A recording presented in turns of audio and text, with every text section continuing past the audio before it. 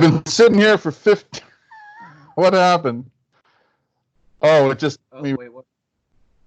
I've been sitting here for half an hour with this mask on, dying of heat. And I apologize. Avoid legal. Oh, hold on. Avoid legal snags by telling people they're being recorded. Dave, you're being recorded. So. Yeah, no shit. We're doing a video podcast. Yeah, we're. Jeez, and I'm boiling. I can barely breathe. This is very disconcerting. I don't know how all those people who are moving about in the world who would dress like that, how they're handling this right now. I mean, they think it's bad now. Wait till summer. Well, everybody does their part, right? Yeah. And I'm trying to lead by example. This is really fucking with me right now. I want to be. You're like the fucking Invisible Man. What else is going on? Oh yeah, I can barely breathe. Can I take this off soon? Yeah. Don't say. I was going to do this the whole show, but I can't do it. I'm boiling. I don't know how people wear masks all day. Very like very. Goalies wear masks. Who else wears masks? Some mimes wear masks. Liquor store stick up man. Oh, yeah. How do you hold up a bank with a mask on? You can barely breathe. I'm telling you right now, I would have left. I would have gone down the street to another ATM, and I would have just taken out $20 and went and got a bottle. So anyway, this is the Ryan and Dave show. I'm Dave. I think. All right. I'm Ryan. May I take this off? You absolutely. We've done enough intro. Yeah, okay. You've done 2 minutes on the mark right now since this recording. 2 minutes plus the 15 or whatever you were wearing. I got my glasses. Yeah. I thought we were recording for 20 minutes. I got my glasses there. First of all, let's do a little protocol here.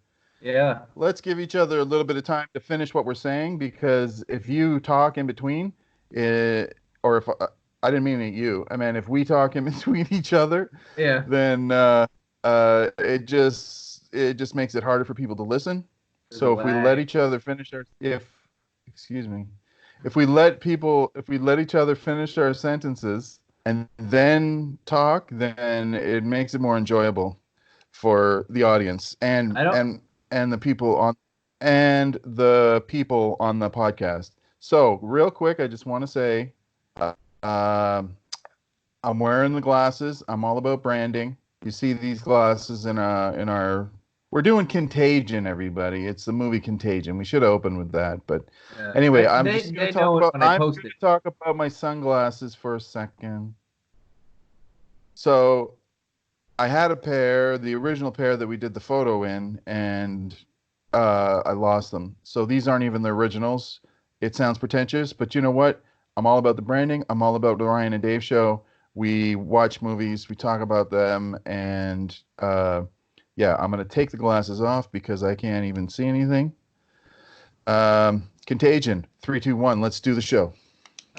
Okay, great. That was actually very well done. Very concise. Thank you. I would have rambled for 5 minutes. So excellent. I'm glad one of us has that skill. So you watched it twice, actually, right? Yes. Okay, so we watched this not yesterday, but the day before. And yesterday we were supposed to do the podcast. Dave had some things to do, and so today we're doing it. This is now Thursday when we're recording this. Why am I saying that? Nobody's going to give a fuck when they download it later. So anyway, you wanted some time because you wanted some. May I tell you what happened? Oh, go ahead. Yes. Okay. Without interruption, of course. Bang, bang, bow. Okay. All right. Right away, you're starting with this? Yep. Okay. All right. So we were watching it, and we had Skype going. So you were in the little window. I was in your window. We were watching the movie together on Skype, and I could hear your movie playing along with mine, and I spent the whole time just messing with it to try to sync it up so that it sounded like it was in sync. So I didn't really pay attention to the movie. Oh, okay. So I said I wanted to do some research, And yeah, really, that is not indicative of how you left that conversation. You said, I really want to give this justice. I really want to do this topic justice. So I'm going to oh, take some time to take some notes. well, I And do. I do. I do. it was Actually, true. that was the main reason, but I That's a, also didn't really pay attention because that's a, I kept like I would advance it 10 seconds and yeah. then press pause like 8 times to try to sync it up. And it was a pretty fun game actually. It doesn't sound like that was the main reason, but by the way, So you said certain conditions are going to be applied to make this more enjoyable for yeah. the listener or viewer. And I would argue that based on our analytics of one of our YouTube videos, not a lot of people are actually enjoying this regardless. Should we get into that? That All was right. that Before we talk about Contagion, agent. starring Everybody, everybody. pretty much Uh, everybody. yeah. Yeah. We got all excited because nobody listens to our show, and there was a show put up on what was it? The Queen, the thing, and the lover. The cook, the thief, the wife, and her lover. Wait, Right. yeah, that one. Yeah. We had put them up on YouTube at one point, and we stopped doing that after a while because we had a copyright issue at one point because of the Beatles song and "The World According to Garp," so that fucked us. But so we got a little gun shy, so we stopped doing it. But we did have a few episodes online, and that was one of them. And I looked at the analytics, and we got like almost 10,000 views, or almost 9,000, something like that. And And we were so excited.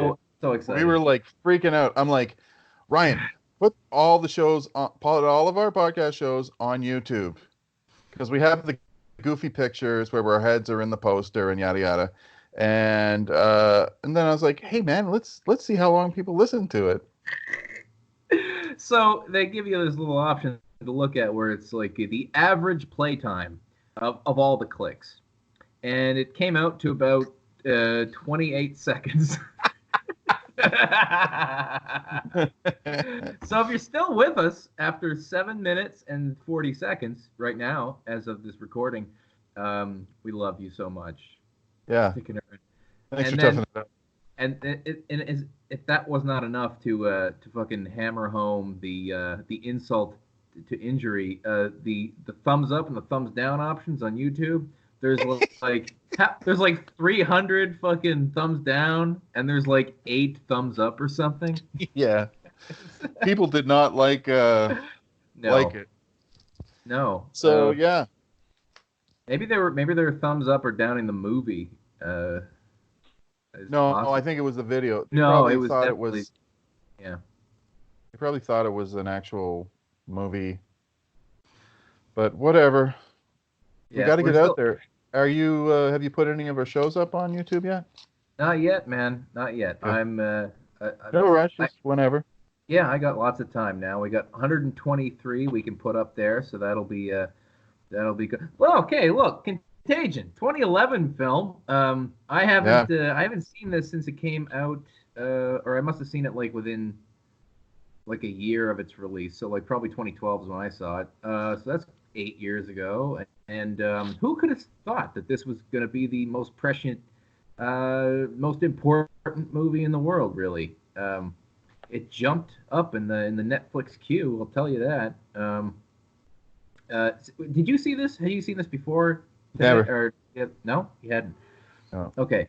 Yeah, it's kind of cool because I didn't remember a lot of it. Like I remember the Jude Law storyline where he's this fucking skeezy conspiracy theorist, fucking what do you call it, stock manipulator guy, journalist / whatever. I forgot Fishburne was in it, even though he's got a prominent role. And Kate Winslet showed up. Yeah. I'm like, oh my god, what the fuck? She's in this too. I'm like, oh yeah, okay. So, and I forgot Bryan Cranston was in it. Like shit, it's got everybody in this movie. Yeah. But yeah, Soderbergh is gonna make a fucking mint after this pandemic. I gotta say. Yeah. Sorry. Go ahead. I think it made 130 something million when it came out anyway. So. I'm looking at it now. 136.5 million. Yeah. Wow.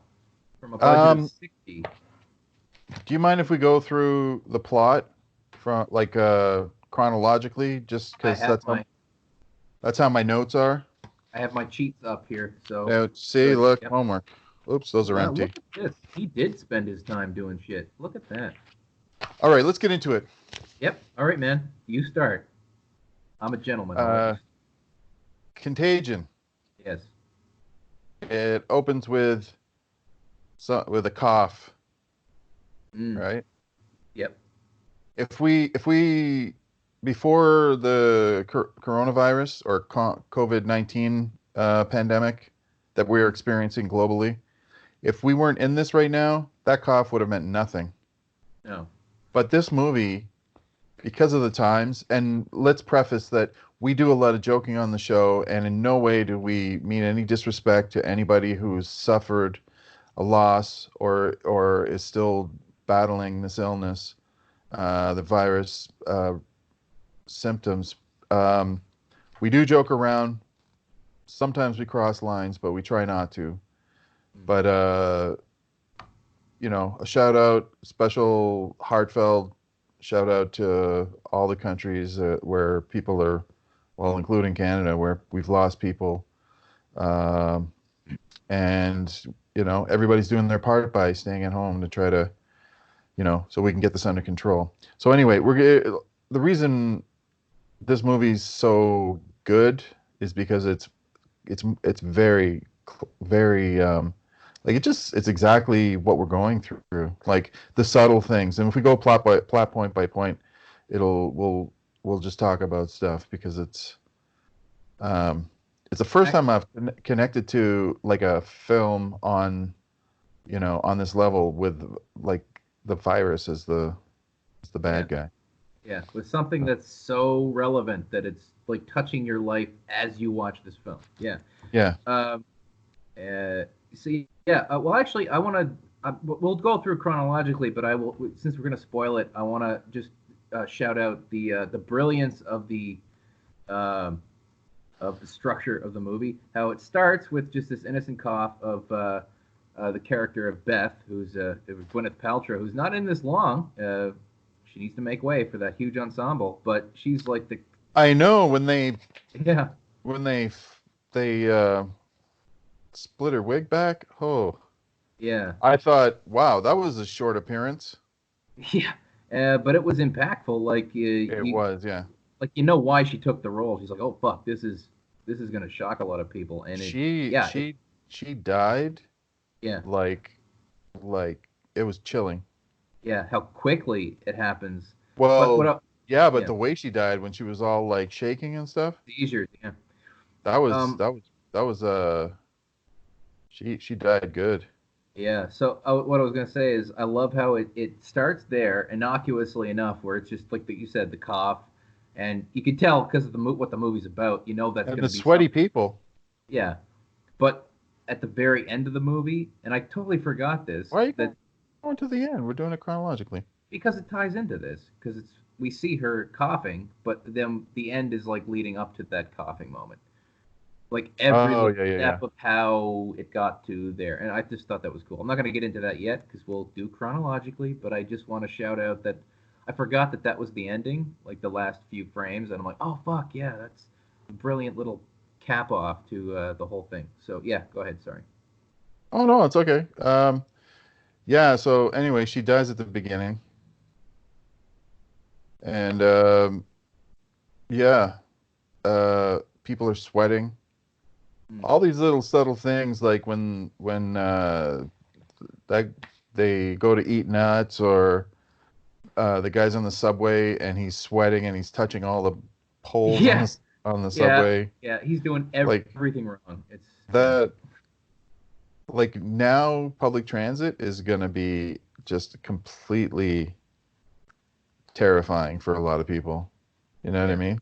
Like if OCD gets thrown around a lot, but if you haven't really been scared of germs, you're gonna be now. There's gonna be a lot of people fucked up from this COVID. There's gonna be a lot of Clorox wipes bought. during and after this. It was fucked up that she made it home in time to hug her son and kill him.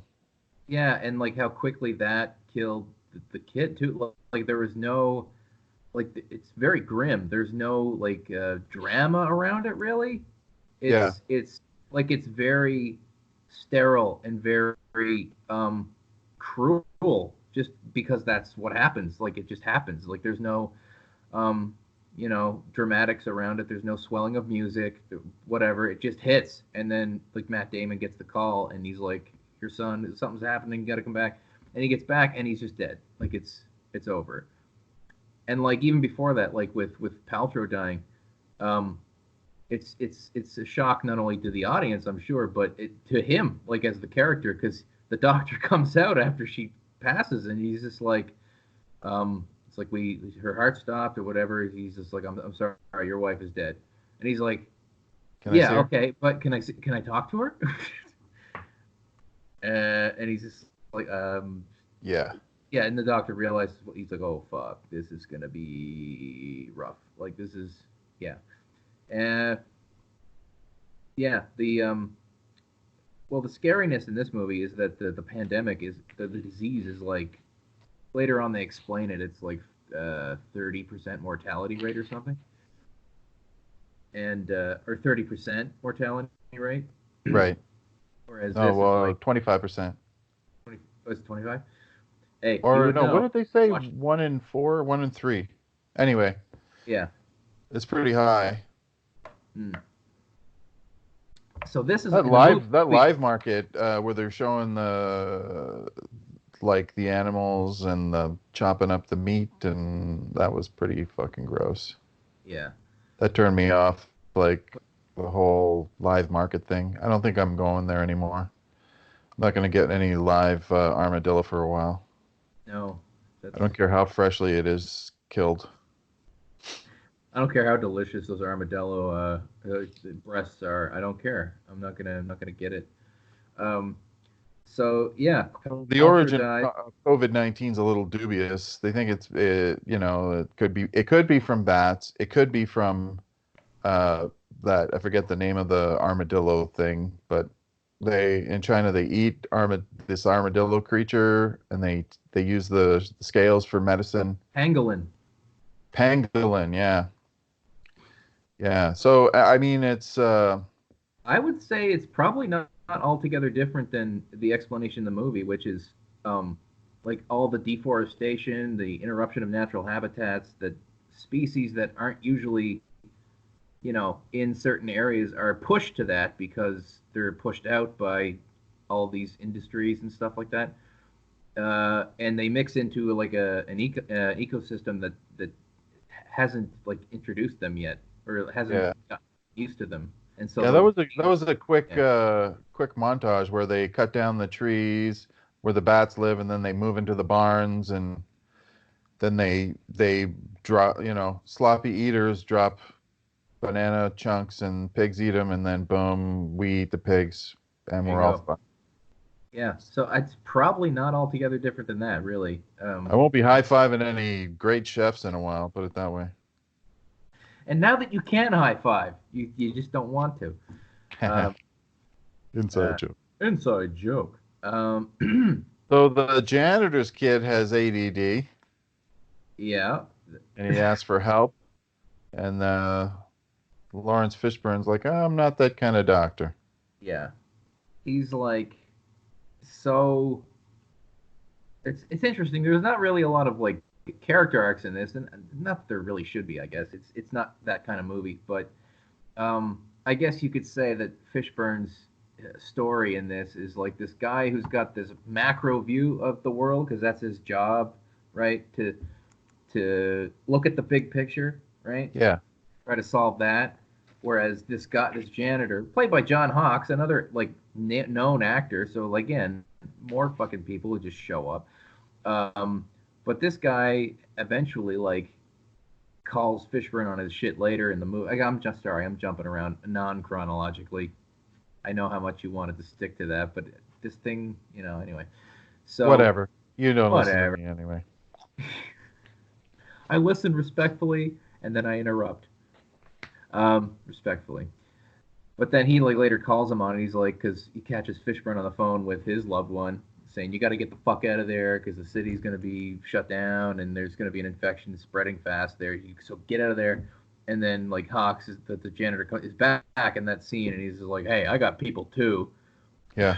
And then just walks off. And so by the end, when he gives that guy's kid the vaccine, it's like, okay, so he now knows the human cost as well as the bigger picture, the data, all the stuff that he was concerned with in the beginning.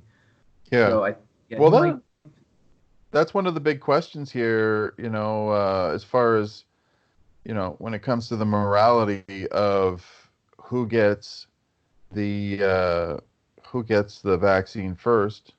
It really is, if you're close to the vaccine and you can get, he's right there on the inside. He takes care of the people he calls in his lifeboat first. Yeah. And,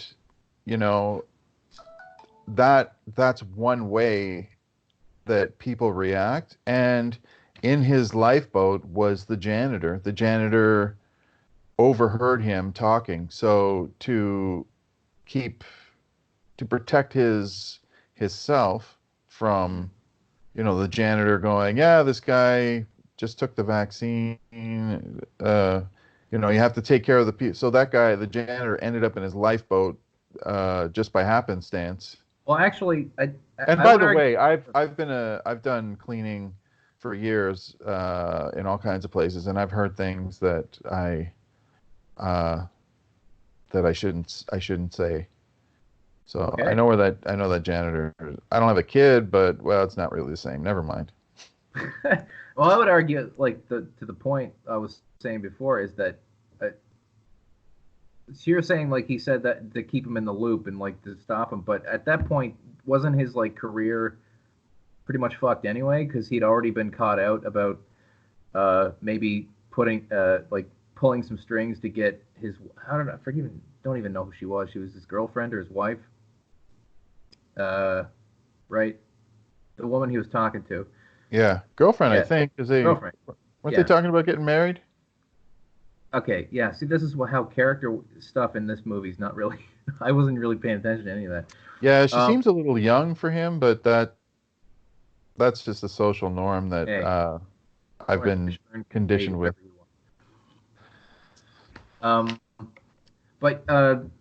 But yeah, wasn't his career already fucked anyway? Like, so when he gives the kid stuff, like, on behalf of the janitor, like, that's just him being good, right? At that point? Okay. Not about him protecting himself, because his thing's fucked anyway. His reputation is gonna take a hit because of what he already did, right? Right. Like, that was already out there. So, yeah, okay. Yeah, I think he did go for a little journey there. So, like, his heart grew a little bit. Yeah. Not that he was a bad person, but maybe he was so focused on the forest when he should have been focusing on some trees.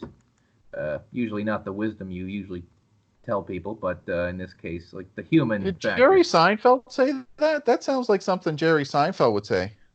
Probably. Something about the forest and the trees. Well, usually what, Larry Fishburne. Yeah. So anyway, it's heart-wrenching when that kid dies, and what are you gonna like? It's just messed up. Like, especially with what we're going through, the COVID. There was this idea that it was just seniors, and young people, but it's actually everybody now. Like, if you have any respiratory condition or anything, you can. Yeah. That's the thing. A lot of people might not even know they have something. Yeah. That could be like, I feel healthy, but just because I feel healthy doesn't mean that I don't have some problem that I'm not aware of. That could be exacerbated or like made much worse to the point of being, life-threatening. Like, you just don't know. There's obvious conditions, and then there are things that have yet to be found. Because I haven't seen a doctor in fucking couple decades now, at least. Like, I don't even have a family doctor. No, me neither. I go to the walking clinic. just to get my pills renewed. Yeah, I've only gone to get like my ears syringed when they got plugged, to figure out my dermatological problem I had last year, and still kind of, I guess I'll be dealing with it for the rest of my life. It's that what do you call it? When your skin reddens, it's like shaky hand syndrome. No, but I have to put steroid cream on it, and of course you were telling me that that's not the way that my little hands are going to grow any bigger. No, it's not going to work. Yeah, I put some on my leg. I got a sore on my leg that I've had for 2.5 years, and I've been saying I have a sore on my leg for 2.5 years for about 3.5 years. Losing track. That's an old bit. Hey, those are minor compared to what people are going through. Yeah. Suffering with real stuff. Yeah. So. So chronologically, where are we at now? Consult your notes. So after she gets they check inside her head, a part of her brain's missing. It was like I thought it was encephalitis. Yeah. And you just they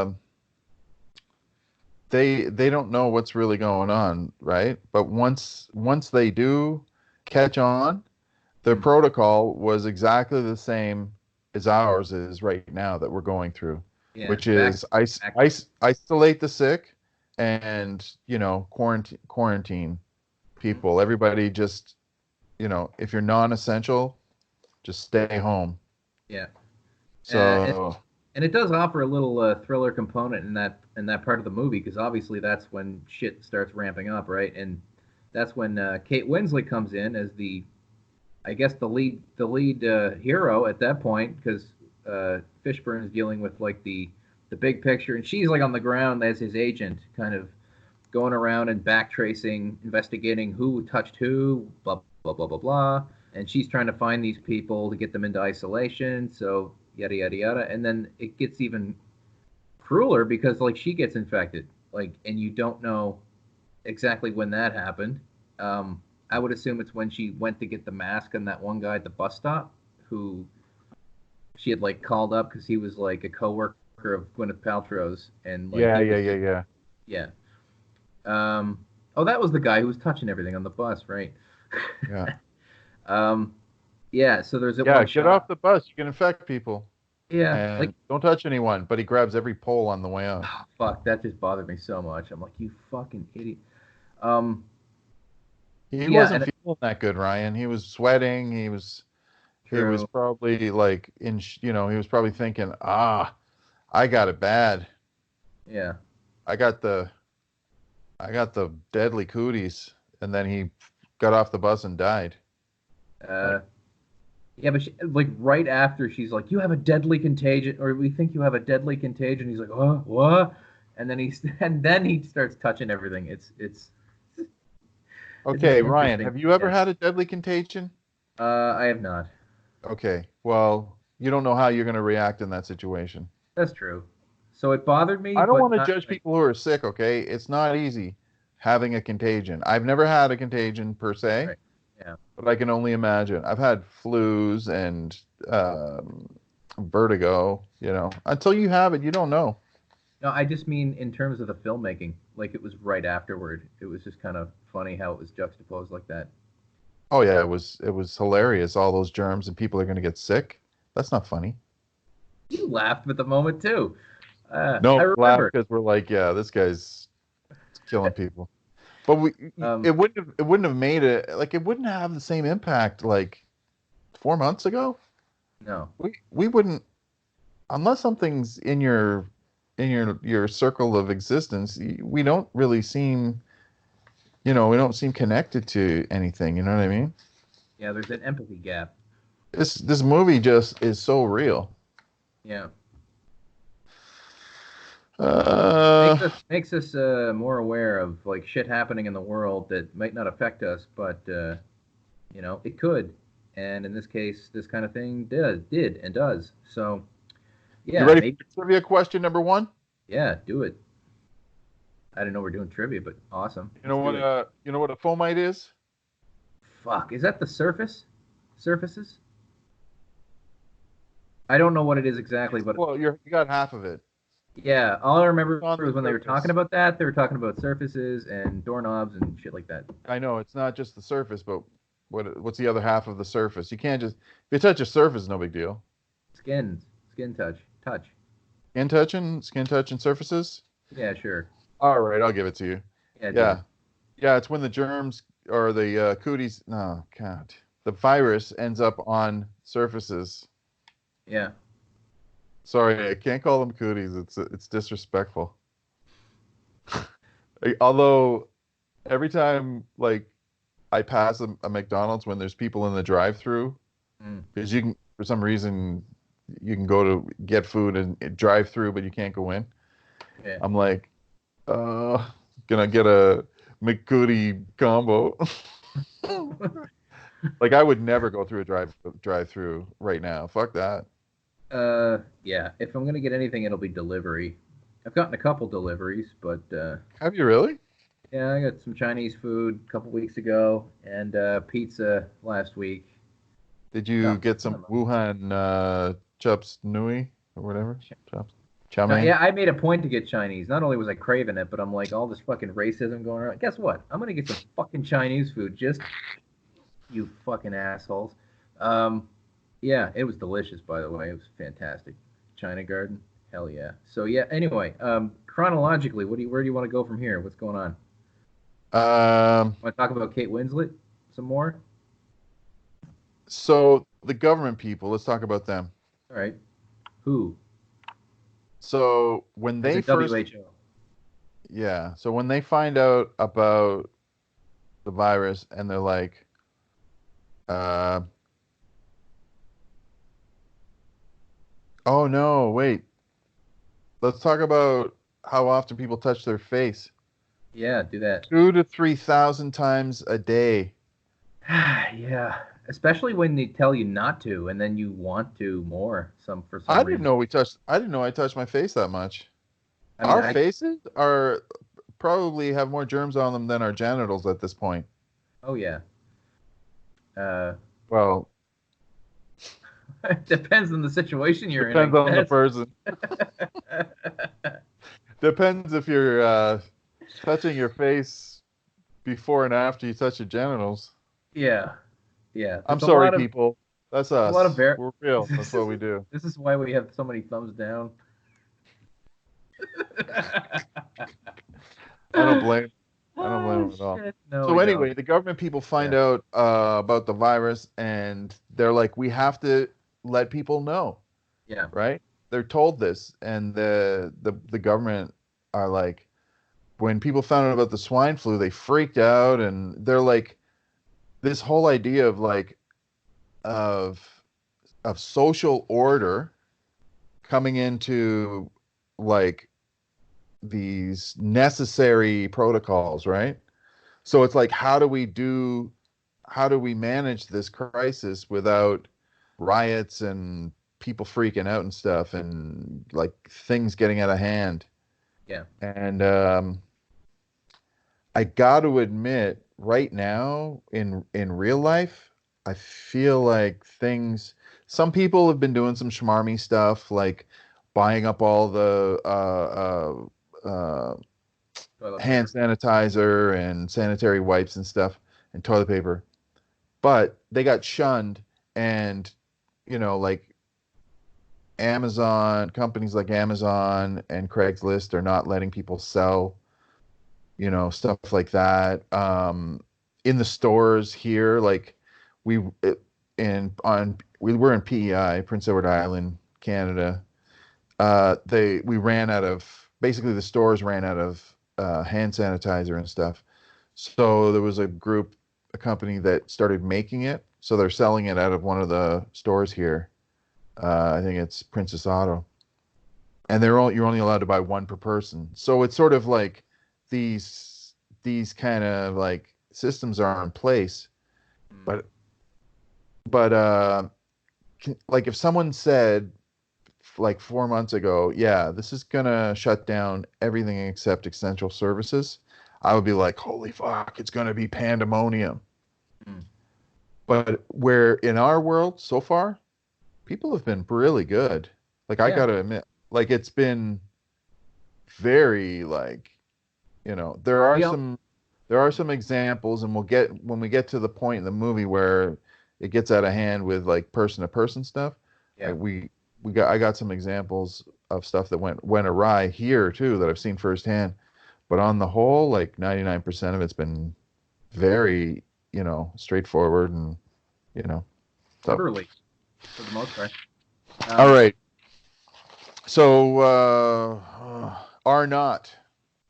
Do you know what the R naught number means? The trivia question number 2, people. Play along at home. Like the rate of spread, something like that. Like how quickly it spreads and like how many. Yeah. You're close. That's what is the it exactly? It's the reproductive rate. Reproductive rate, right? Okay. So the flu is a 1. It reproduces at level 1, like one person. So smallpox was greater than 3. Polio is 4 to 5. So basically, it's exponential. Okay, I'll be honest. I think I confused myself here. I wrote down reproductive rate, but the reproductive rate affects the spread. No, keep going, man. You're doing great. I'm a citizen scientist. I'm not a real scientist. I contribute to the world in the best I can, but I'll be honest. I do have a special ed background. I had special classes. Are not. So I guess COVID-19 is. You are not doing very well. I'm kidding. I do not know what I'm fucking talking about. Oh no, do it, man. This is great. This is gonna get us that one more thumbs up that we need. I don't know what to put it on YouTube. Yeah, it's just whatever. Fuck. It's the R naught. It's bad, man. It's bad. If the number's high, it's bad. Fucking number. It's a bad number. High number, bad. High number. It's a bad number. But what? But I don't know what it's called. But the thing that makes COVID so contagious. Incubation period. Deceptively. You don't see symptoms. Yeah. Until whatever. It could be up to 13 and a half days, they're saying. Yeah. So, and that's an approximate number too. I'm not a scientist. Mandatory quarantine. That's why those are in place. People who feel healthy or maybe feel a little tickle in their throat or minor symptoms could be walking around and sharing it. If you get sick with something that hits you right away, it might be maybe deadlier instantly, but at least you're not going to spread it. So yeah, I think that's what the R naught has wrapped up in the number with the things. Yeah. Again, I'm not saying so many variables in play. So yeah, let's talk about the true drama in this movie. Let's talk about Demetri Martin's cameo. Absolutely. Yeah, I was waiting for you to get there. So I love that he's like smarter than everybody, pretty much, except for his coworker. She's much smarter than he is.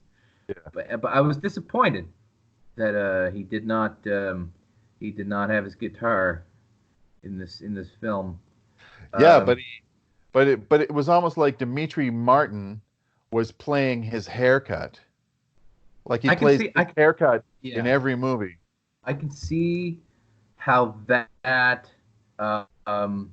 was true. Yeah, I can see. He played his haircut in House of Lies, which is a great series. We just finished watching it. Yeah, You gotta watch Uh, it. It's awesome. I wonder what his Anyway, hair is like. I wonder what his hair is like okay, now. hang on. Remember Okay, we discussed the rules and the protocols of the conversation? I barely get an edgewise word here. Oh, God. All right. I'll do this when I'm done, okay? All right. All right. So Dimitri Martin, it was almost like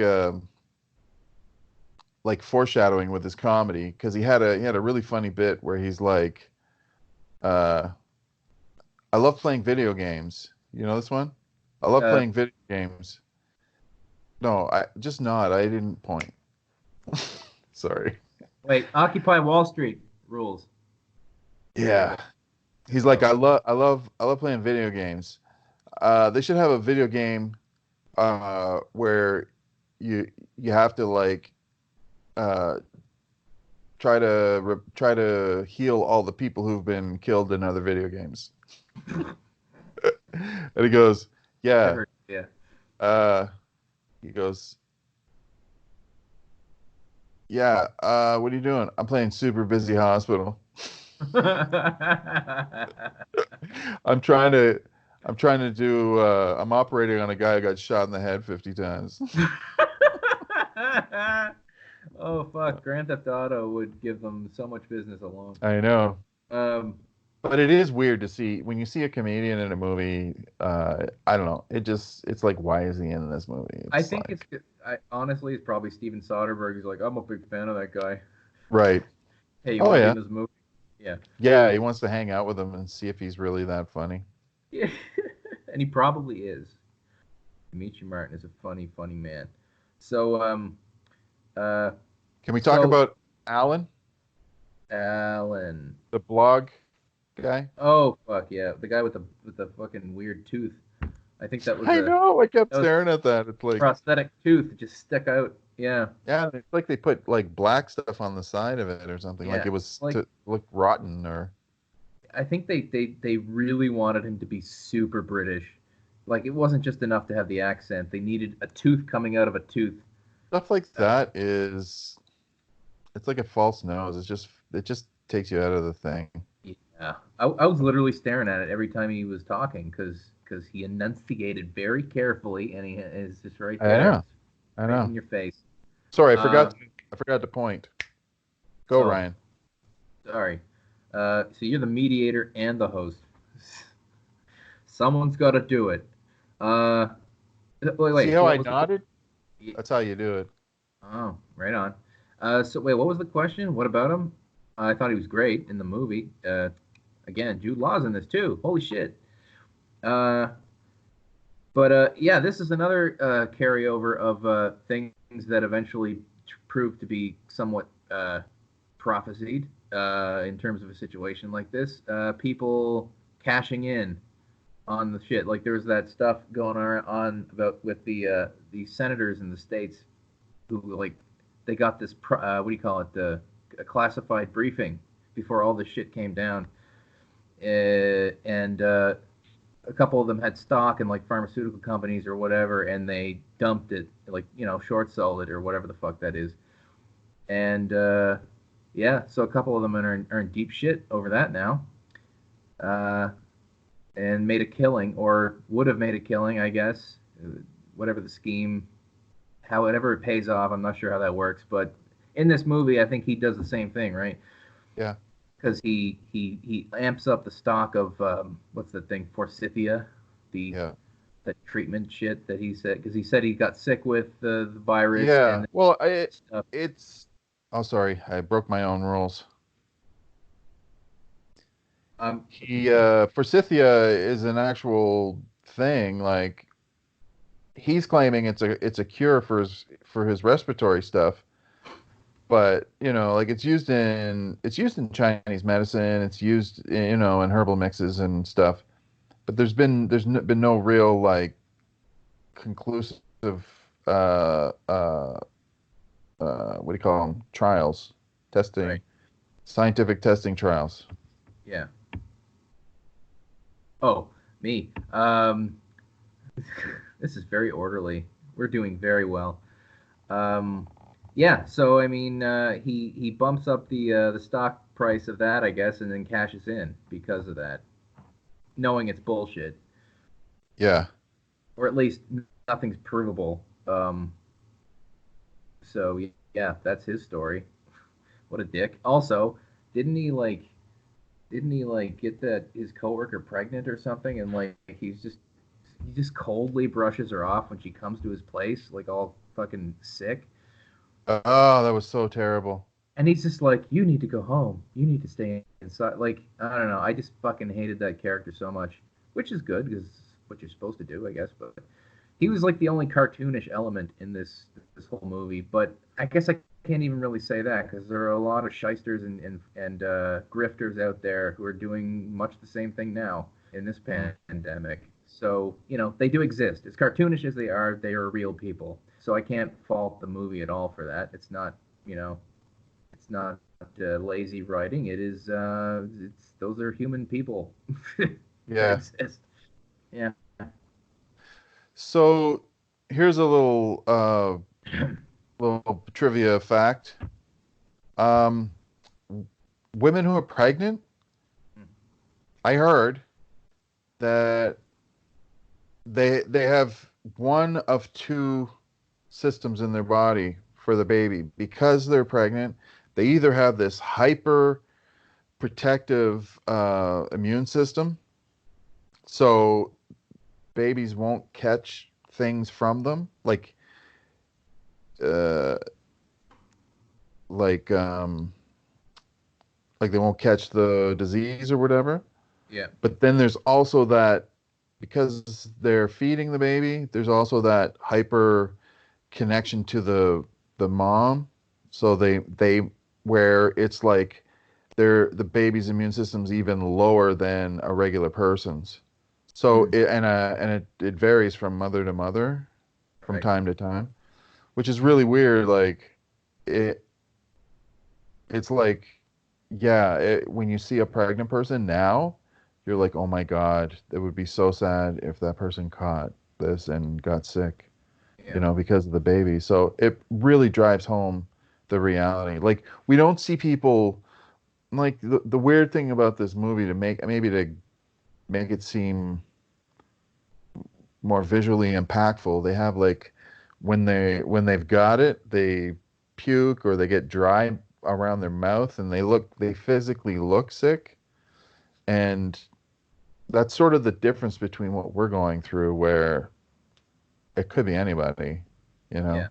And the symptoms can be mild. Like, you could go through the whole thing with just like a cough, some fever maybe, or if that, and you could still be contagious for there's like a window of time. I forget exactly what it is, but it's at least a week or two, something like that.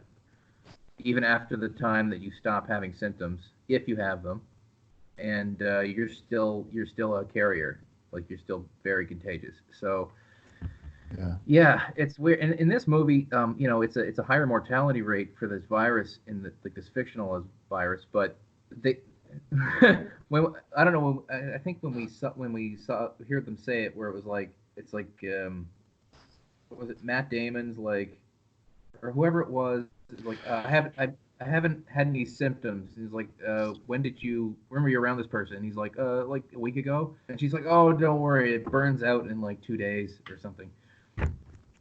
I'm like, lucky you guys. Yeah. Yeah.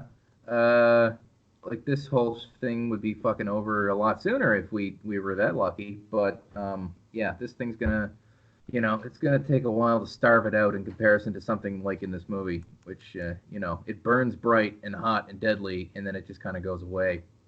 Yeah. Whereas this could stick around for a while.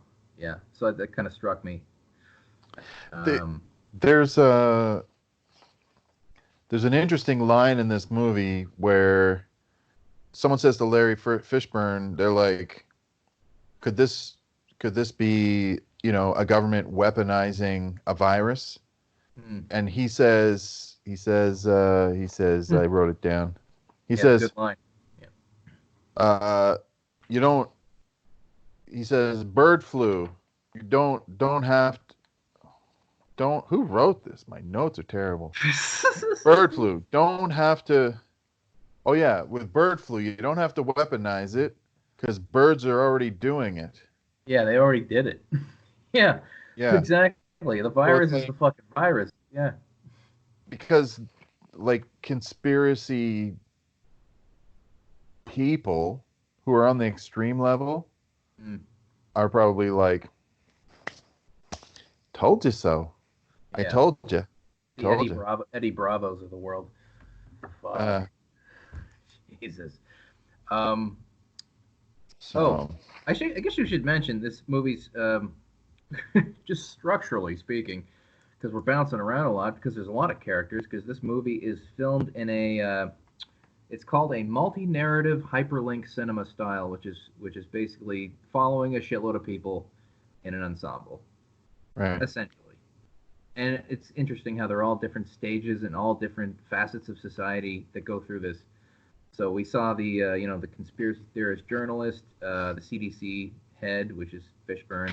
Matt Damon is just like the guy caught in the middle. He's like the Oof. husband of the first carrier, and he's good in this as he is in everything. Paltrow, first carrier. Kate Winslet was like the agent on the ground, and we forgot Marion Cotillard, who's like also like an epidemiologist who gets kidnapped by these Chinese scientists because his village is being overrun with this fucking virus, and he's desperate, as you would be. Mm. And again, it goes back to that question we were talking about earlier: who gets the vaccine first, or who gets treatment first, that kind of thing. And he knew, like, I didn't look at that guy as villainous in any way. I'm like, he's got a point. Like when they like focus on this shit and focus treatment and all this other stuff, like who are they going to treat first? They're not going to treat these like rural villages in fucking China, rural villages in wherever really, because they're on the outside and like they're considered lesser than in a lot of societies. So he's just like, I'm looking out for my fucking family. Like they're gonna die before any of this stuff gets to them. I'm gonna make sure that they have as much a chance as anybody. Um, who have anybody who has money, who lives in a city, that kind of thing. Well, that's it. It comes down to money. It comes down to education. It comes down to uh, the wealth of your country, the access to science and technology. It comes down to um, the military having to make these decisions. Like there's so many things. Like this movie is really really good like at covering all these areas because it affects so many things and so many people. Yeah, all over the world, multinational, multi classes. Like it's everybody, and that's one of the brilliant conceits of the movie. How it didn't just focus on one person. The fact that it is an ensemble was like the smartest way to do this because, like you said, it impacts so many different people on along so many different levels of society that to not do it that way would have probably done the whole theme disservice, the whole concept.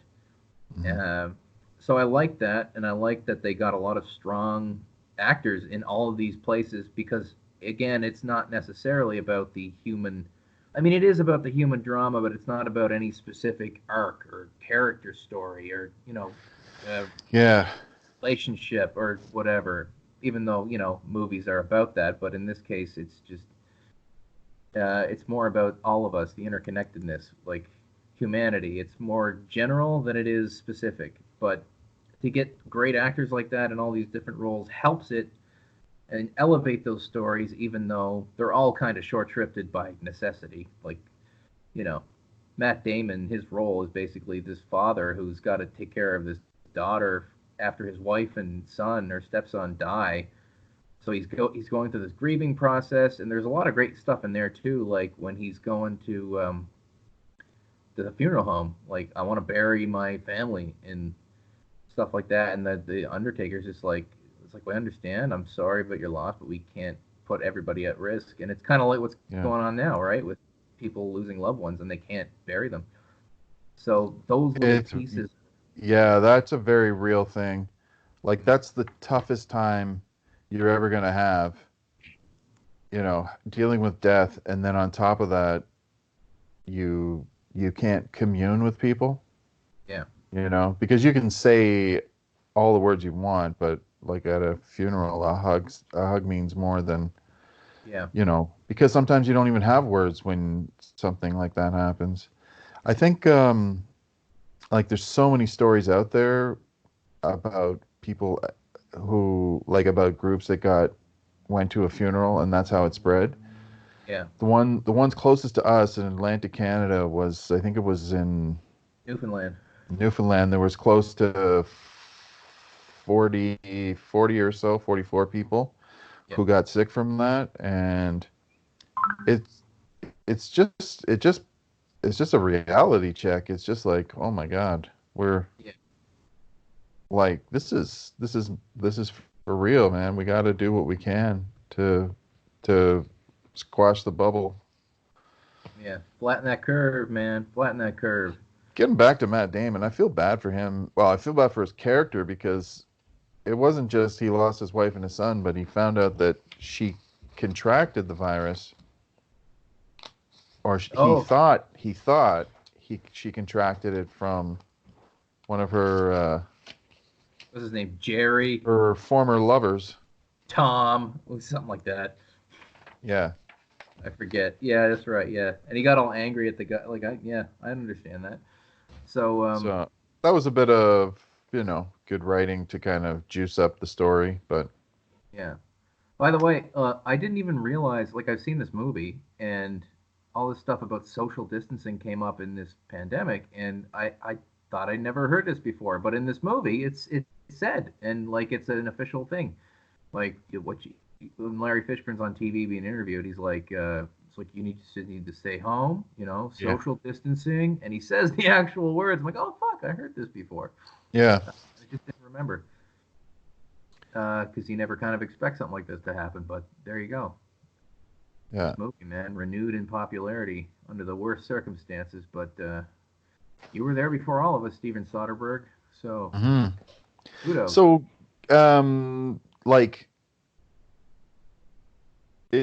this movie shows how important it is to try to get to the origin of, to get to, I guess they call it ground zero, the origin of the virus, where it's been born out of, to try to track where it came from, and then, treat the people along the way who've been in contact with each other.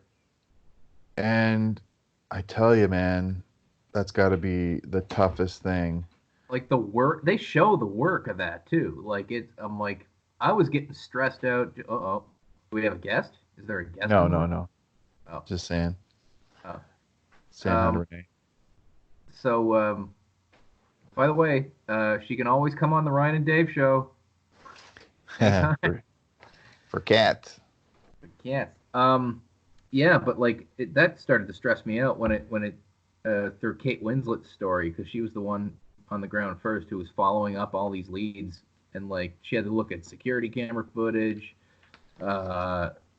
She had to do all these fucking things and investigate and just like whittle it all down about who was touched, who was this. Okay, she talked to this person. Okay, we got to track this person down, and then we got to interview them, and blah blah blah. And so I felt so fucking bad when she just gets infected like that. Like, it's so scary. And we're Sorry. on video, Dave. Yeah, I know. Renee's gonna make some popcorn. Renee, make some popcorn. Okay, join us. She just didn't. She's like, "Oh, is it gonna make too much noise?" I'm like, "No." So, all right, technology at this point in the year 2011, the first camera phone for the iPhone was out in 2010. Oh, so wow. It wasn't commonplace for every phone to have a camera on it, where people were as like taking pictures and videos all the time. The camera she ends up using is just like a standalone camera that, like, it's like nowadays, if you took pictures on your phone and you had videos, there's location markers, and you could track so much stuff. Like there's GPS on our phones now. Like you could have done like you would have had more data to work with today. Yeah. Then she used like it was a digital camera, but it was like all the pictures were on the camera. Yeah. And a lot of the footage, like even the footage they had uh, from the casino and the ATM and stuff, they were on CDs, like they were recording the CD. Yeah. So like if that was today, you would have been, and the internet was slower then. If today you would have had everything would have been uploaded to like iCloud or some kind of cloud service, so you wouldn't have to actually go there to view the footage. It was like it was as short a time that is. It was only 9 years ago. Yeah. It's still a huge difference in how technology affects the sleuthing. If I could use that word, sleuthing. Yeah. It's a juicy word in the mouth. Sleuthing. She has to physically be there to sleuth. I don't know. What do you think of that, Ryan? No, that was very astute. That must have come from watching it twice. Astute. That's a good word. Juicy word too. Astute. Very good. Okay, nobody touch my screen. Who's watching this? Yeah. That was hard. Hey, buddy's looking at the pictures on her camera, and she's seeing her having a good time, and just like you're just like, so he's like missing her, but we are thinking, oh shit, she got it from the guy with the poker chips. She got it from the chef. She got it from. Well, it was the chef peanuts, in the end. Eating peanuts. Yeah. There was cooties on peanuts, or some virus on the peanuts. Cooties on the peanuts. Yeah, I like the subtle filmmaking tricks too. Like when she's in the airport bar and she's on the phone with him, and she's Dave's getting his popcorn. And she's like talking to him, and then she like hangs up, and then she goes to leave, and the camera just kind of lingers for a sec, and it goes to the peanut jar, the little glass of peanuts. I know. And I'm like, oh, it's in the peanuts now. How has that changed, like, bar peanut consumption? This whole COVID-19 we're going through. Well, considering that everyone's probably watched this movie again by now. Yeah, but I mean, I think what we're going through now, as what went on for people in the film, we're gonna be like, there. Oh, would you like a sample of this or that? No, thank you. What? No. Yeah. I brought my own bar nuts or whatever. So, how about these nuts? What else is going on? What else is going on in this ensemble? Did you hear? Okay, just a little off-track thing. Did you hear the people think that in Wuhan they've been cremating like a super high number of people since COVID? Did you hear about that? No. Go on. Like they have one of those heat sensing images, like where over this one factory they're saying, oh, the heat, the color of they suspect that it's people they're burning. Right. And then Snopes discounted it, but it's like, then there's what are they called? NT something. Some news group had like a woman who was in like a COVID unit who was saying they were like wrapping up old people like burritos, like it was just going. They were just picking people up and like putting them in body bags and taking them out to get cremated, and they were stacked up in the unit, and because there were so many people dying, and it's like I don't know what to believe. You know what I mean? Like this is where, you know, like a news source, like a reputable news source is worth it's worth paying for. You know what I mean? Like the way we used to pay for newspapers. Like I think we're going to return to a time when like we're going to pay for quality journalism because you question everything now. You know what I mean? There's a lot of disinformation out there. Yeah, and I mean, that's how that fucking douchebag makes all this money off Forsythia and stuff. It's like, Yeah. playing into stuff. But I think a lot of conspiracy people are getting shut down because of uh,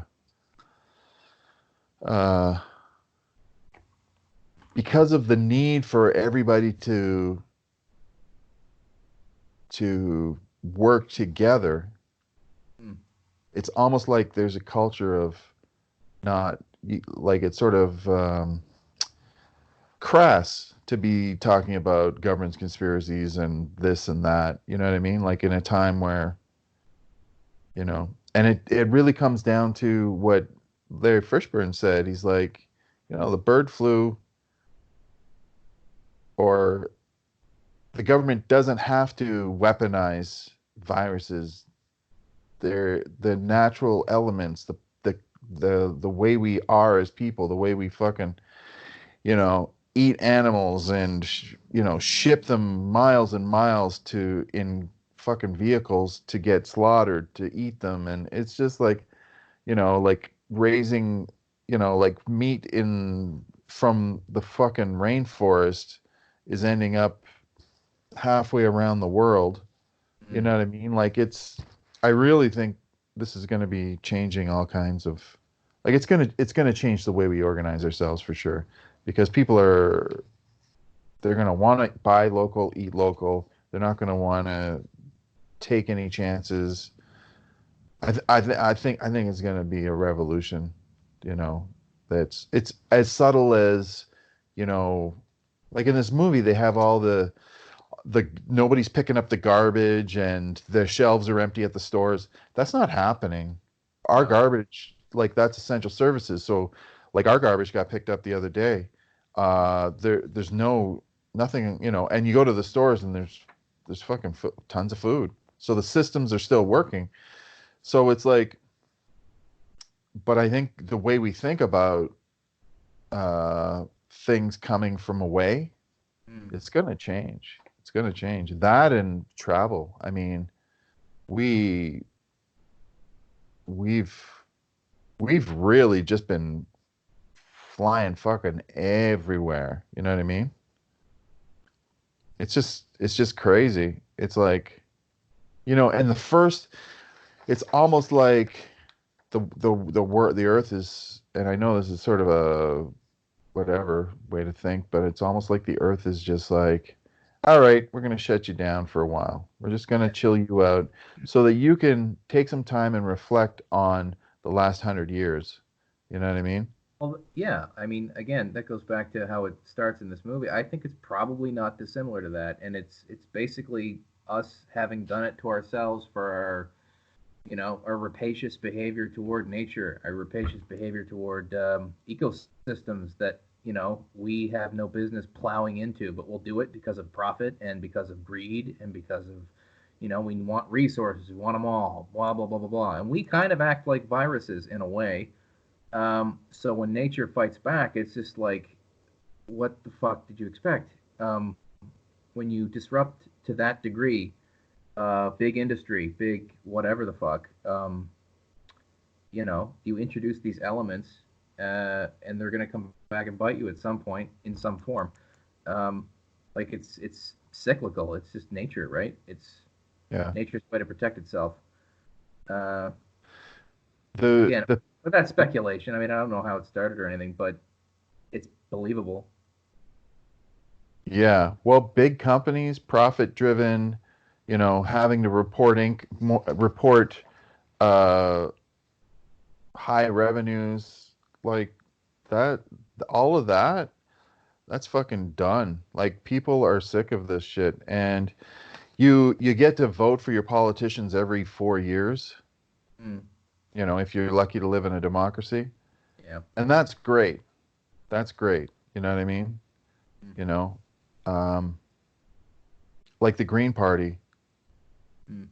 Where we live is interesting. PEI has, for the first time in any government in the world, PEI has the first Green Party in opposition. Yeah. And you know, the whole idea of voting for the lesser of two evils, right? Like between Trump and Hillary Clinton, it's like, no, what are the other options? Well, I don't want Trump to get in, so I'm going to vote for Hillary, or I don't want Hillary to get in, so I'm going to vote for Trump. You have to vote the way that your heart says. I've been voting Green Party like ever since they came out. I used to vote NDP, voted Green, and for fucking 20, 25 years, or however long they've been around, they never won anything, and it was a big deal to get us one seat. Mm. But I still voted Green because the people, because that's what I want. I want a world where we include, you know, the environment into as a part of the ecos. And it's like vote if you get one in, you know, people who are going into politics are going to look at those numbers, right? And they're going to be like, all right, we only gained a little bit, but we're gaining seats. We're gaining, you know, understanding. We're making an effect. So if you get into politics, stick to your guns because what, you know, like you carry the baton a little further. That said, the true way you vote in society right now is with your dollar. If you buy just regular meat, you're supporting, you're funding the decimation of the earth. If you buy local and organic, just eat less meat and buy local. You have to go to farmers markets, buy from them because you know where it's coming from because it's local. It doesn't shit out fucking poison to get from halfway around the world. You know what I mean? There's a really good app out there called Buycott, Buycott. And when you go to buy something, you can scan a product, and it'll tell you if it's GMO or non-GMO, or if they have like shitless stuff. But if you're like pop, these companies, and we'll get back to Contagion in a second, but if you're buying pop, you're just giving money to the people who come into communities. Like Dasani water is not some fucking fancy French company. That's Coca-Cola. There's a corporation going into communities, draining all the water out, and then the people don't have water, so they're selling them bottled water. It's just a big fucking scam. So yeah, it's gonna cost you $3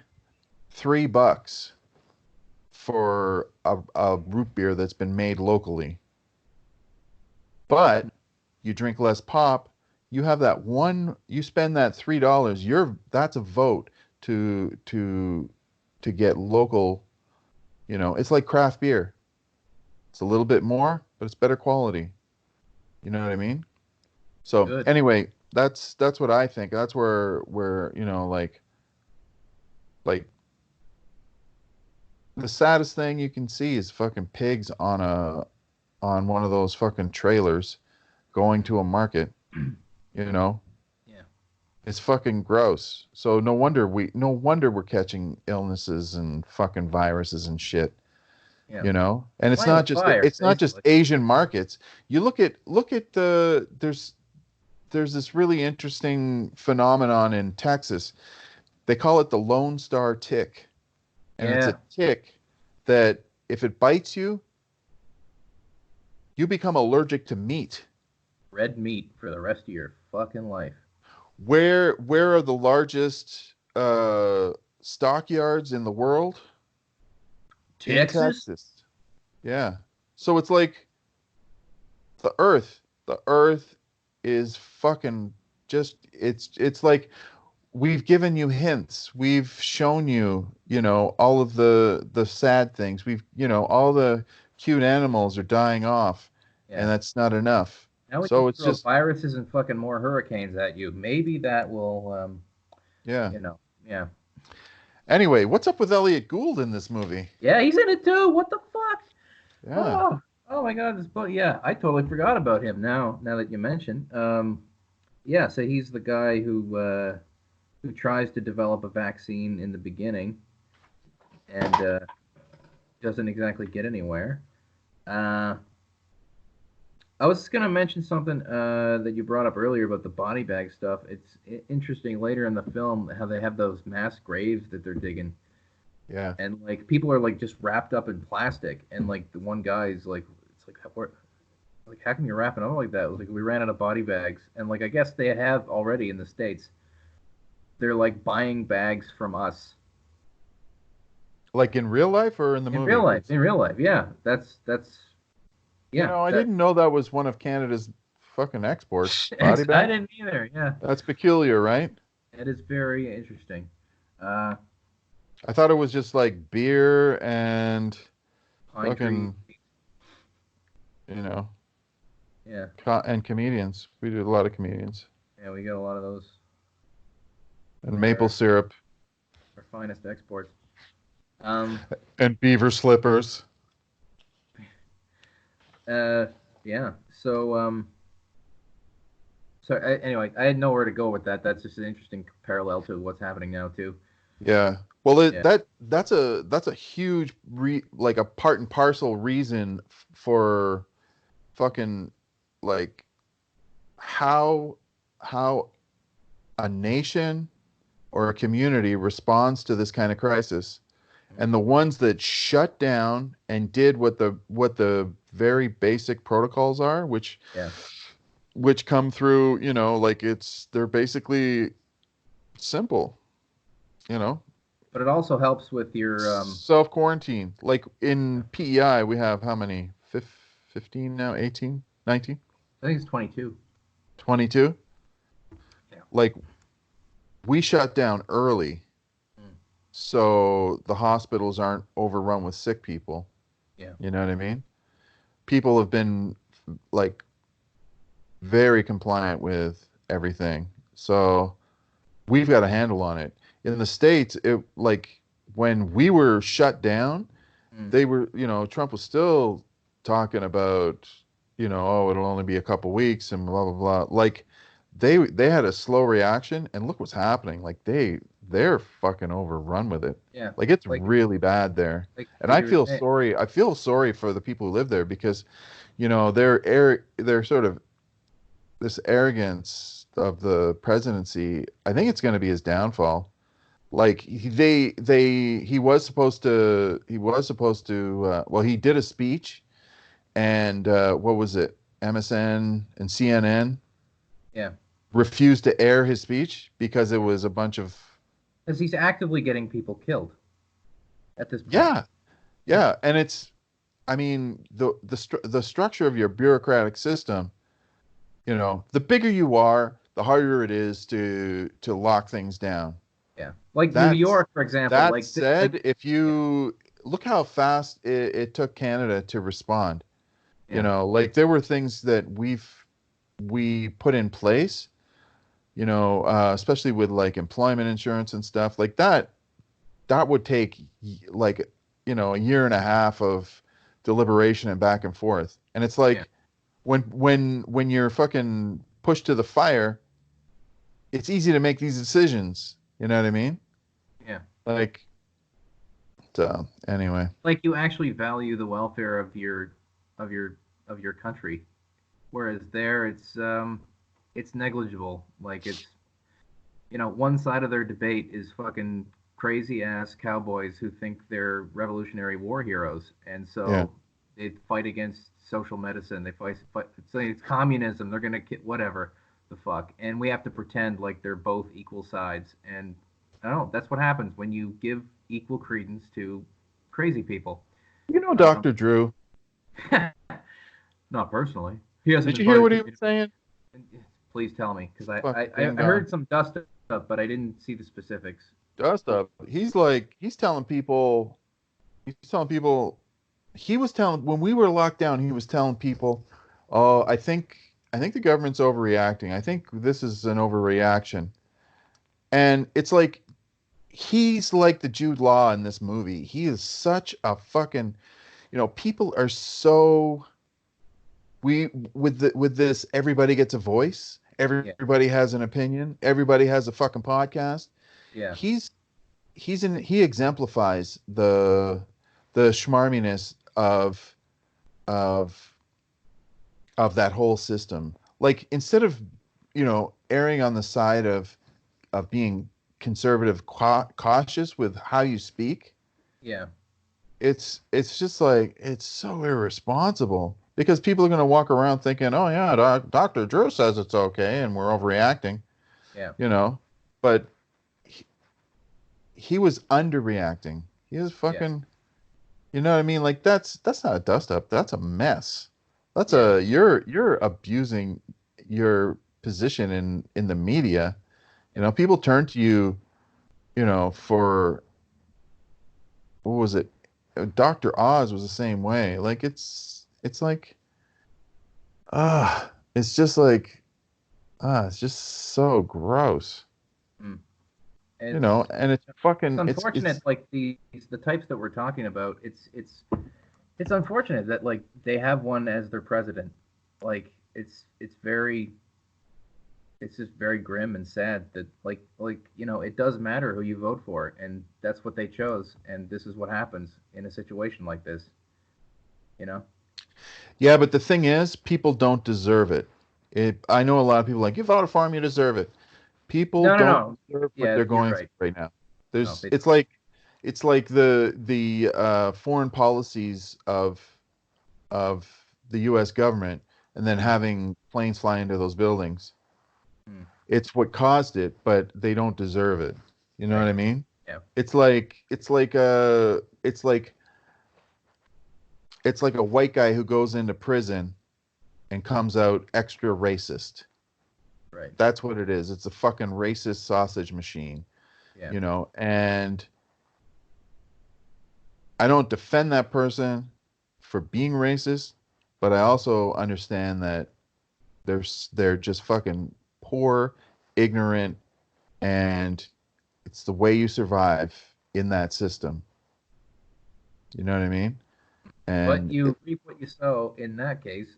Not in this case, but I mean but that's a whole other issue. Sorry, we're gonna get in the weeds there. What were we saying about right? So yeah, I mean they don't deserve like this level of mass fucking sickness and death. Um, yeah, it's just very unfortunate that it had to come to that. You know, it's like you got to be an adult and responsible with your voice, your vote, everything. Like it matters, and now people are dying, so it's like you know. Anyway, so let's see. On a more human level in this movie, you got the boyfriend comes to give flowers as a sign of condolences for oh, his and Andrew, we his forgot about Andrew. girlfriend. Yeah, Andrew. So it was like um, that's a real thing right now. A lot of people are, especially young people, like they have so much of this vibrant energy, and they're so social, and it's so important to get out and people to people, and everybody is staying at home. We're self quarantine, and it's Mm, you know like 100. She's texting her friend saying, I'm gonna be in jail for another 144 days, you Mm. know, when her number wasn't called, like they're drawing bingo balls to see who ends up getting The lottery, yeah. the lottery, yeah, for your birthday. And they're Yeah, they doing did. that. They have that system right now for income supports. So they're just doing it by birthday. So they're going like March 6th is for January to March or something, January, February, March, and then they're just breaking it up. So every day is they're going to be dealing with different birthdays. Right. So they're doing that here. So that's a reality too. Mhm. It's crazy, but 144 days. How many months is that? 90. That's like five and something. It's almost Something. half a I'm year. terrible at math, so I'll leave that to you. Oh, you at the top of the show, you were gonna say that we were gonna tee up like how you had seen some things in person, like shit that was uh Right. yeah. Yeah. Yeah. Well, okay. So in the movie, um, Larry Fishburne's uh, wife, I guess, or fiance, Mhm. or daughter, I don't know. No, I'm gonna they're a go with couple. They're a couple. GF. I'm gonna go with GF, man. Girlfriend. Mhm. She's in line to get some of this forsythia, Oh right? yeah. Yeah. And dude behind her coughs, and she's like, "Cover your mouth," and he goes, "Fuck you," Yeah. Have you seen right? that? Yeah. Well, our friend Madge experienced that. Oh, she did. Yeah, she posted that I think it was in our group. She goes, yeah, someone was coughing, and I told them, and they told her to fuck off. So that like there's tensions with Mm. people who don't follow the rules or who are ignorant to the rules, who Yeah. maybe aren't self-aware yet. Like Right. they're not conditioned enough yet to stick to the rules. At the dog park, there's a gate at the dog park where uh, it's very narrow. So to come into the park, it's like two metal railings, Yeah. and it's barely enough room for you and your dog to get in. Mm. And this woman was leaving with her dog, and this couple came in with their dogs. Yeah. And when they got through the gate they went to their own areas, and the woman leaving was upset. She's like, social distancing much? And then the couple was like, "Fuck you, fuck Jesus. you, you fucking," And then she was like, "You didn't even pick up after your dog," and they're like, "Call the poo police." And it was like at this, The police. it's an off leash dog park, and it's Mm. like there's so much space, there's so much joy in having your dog run around, and like it's where you go to commune with nature, because it's like they have two loops, and it's like it's enjoyable, it's peaceful. And then Mm. people are fucking cranked up, like I agree with the woman who was complaining to them, but Yeah. her approach wasn't maybe super cool, Yeah. but it came out the way it did. And it's like there's like it's this sort of like, So there's tension already there, and this just kind of lights it. but for this movie to pick up on that, or Yeah. to perceive that that's going to happen, Yeah. is like that's the genius of this film. Like it's Yeah. real, you know what I mean? I haven't seen Outbreak since it came out, but I Uh, doubt that they deal with anything like the nuance of the everyday person. no. No.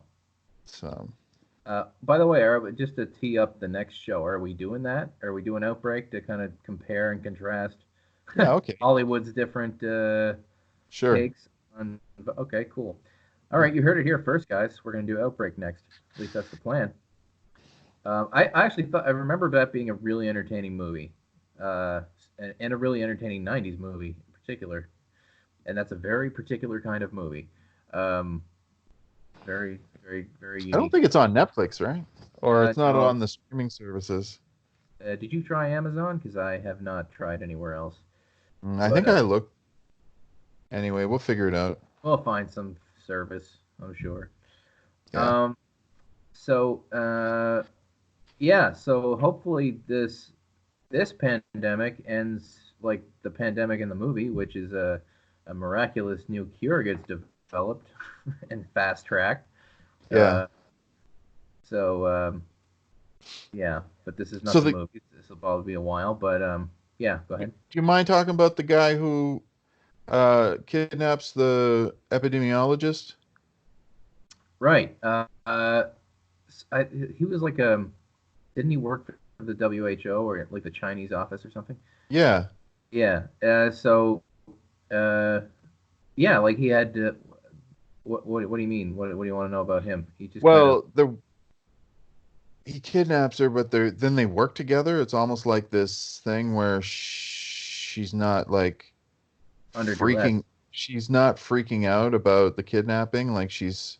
Well, I know. She gets, no, I think she's of the same position I was, like understanding exactly where he's coming from. Like he had to do that because that's the only way to get people to listen, and he's not a bad guy clearly, and she knows that he's not gonna fucking kill her or whatever. Yeah. It's just like the show they have to put on to make their point to get this perceived outcome, and knowing that other people would probably think they're serious and that's enough, right? So she feels safe, probably. I mean, she's there to help, and he knows that, and she's not gonna like, you know what I mean? Like they're in the same boat, even though they're, they're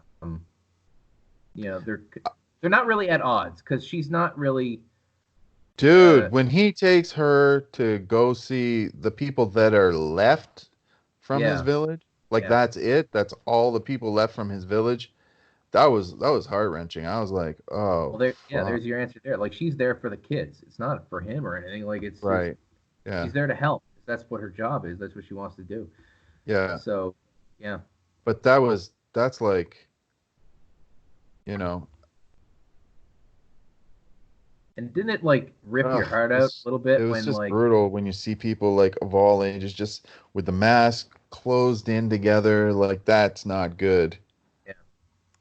And what about that part? Like it really kind of wrenches your heart out when she's like in the airport after it's all over and she's so relieved, and then the guy's just like, "Here you go," like the little foil packet. And she's like, "What's this?" She's like, "This is your antidote or your vaccine.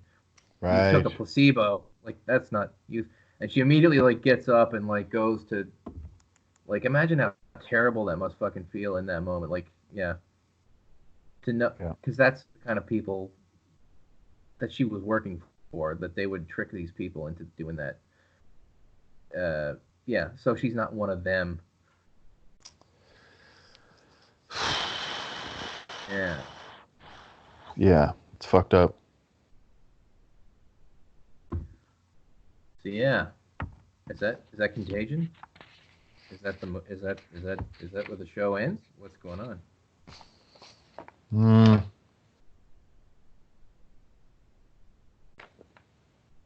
Oh, here's a description in the Wikipedia summary of that last montage. So this is the brilliant little montage we alluded to earlier. In a flashback, a bulldozer knocks down a banana tree in a rainforest in China, disturbing some bats. One bat finds shelter in a pig farm and finds shelter. That's an interesting way to put that. In a pig farm and drops a piece of banana, which is eaten by a pig. The pig is slaughtered and prepared by a chef in a Macau casino, who shakes hands with Beth, transmitting the virus to her. And there you go. So another thing that happened that is in the movie that's happening now is roadblocks. They set up a roadblock. Matt Damon and his daughter want to get to Wisconsin. And the guard is like, that was funny, right? Yeah. He goes, "Get back in your car. What are you going to do? Where? Back to where?" He's like, "Get in your car." He said, "Get back in your car. I will detain you." And Matt Damon's like, "Detain me where?" Like, "Get in your car." But that's actually happening. An example of that actually happening is in Quebec. Certain blockade points, the military or the forces are there, and they're like, unless you live there or whatever, they're not letting people travel in and out. Mm. And this is where like people in conspiracy theories or like like First Amendment folks, the freedom is being taken away, and it's like tyranny. It's tyranny, Dave. It's tyranny. Well, it is a bit scary because like like stopping the movement of people for this reason. What's to say after this is done, there's something else? Like, it's compliance is sort of like it's affected us. There's a dude who was away. Like the if you come back from travel, you got to stay home. It's you've been told you have to self quarantine. You can't leave your place for 14 days. There was a guy in PEI who came back and was seen out 2 or 3 times, and they actually fined him $1,000. So this